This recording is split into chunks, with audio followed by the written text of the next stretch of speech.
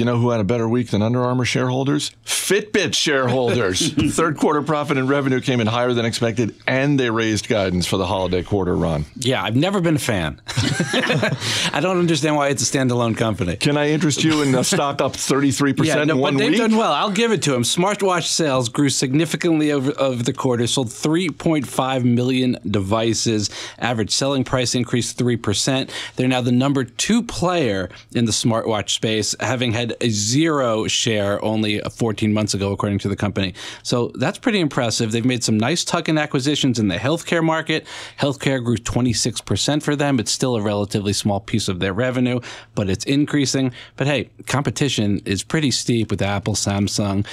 So it's interesting to me that they're a standalone company. I don't know if they will be forever, but good for them. It's a solid quarter. When you look at the track record this company has had, and I'm thinking mainly of the stock and how it has struggled over the past couple of years, I have to believe, or maybe I'm just hoping, that they are not taking the guidance raise lightly, because they're going into an incredibly important quarter. The holiday quarter is so important for this company.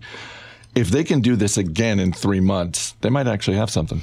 Yeah, it was interesting. Their guidance was mixed because their earnings guidance going forward was better than expected, but their revenue guidance was light. So they're hopefully being conservative on the top line. MercadoLibre reported a loss for the third quarter, but overall sales came in higher than expected.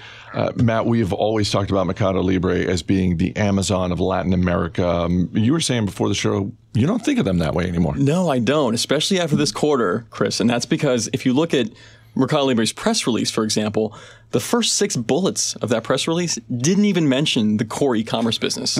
Instead, it talked about MercadoPago, and metrics like payments transactions, transaction volume, off-platform payments, mobile point of sale, mobile wallet, asset management. I mean, it's interesting. I mean, it reminds me several years ago, before eBay and PayPal split. If you read eBay's conference calls or press releases, it spent most of the early part gushing about PayPal and not so much about the marketplace business. And that's exactly what's happening with MercadoLibre. And it points to the fact that I think payments and financial technology is becoming so crucial to the business. And the growth has just been impressive. You look, total payments transactions were up 67%.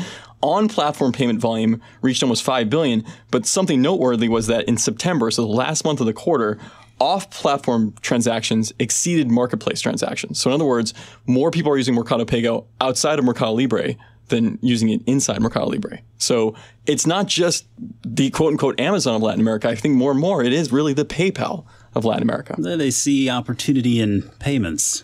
That's interesting. You know something about payments. I was just going to say, it sounds like one more for the war on cash. Hey.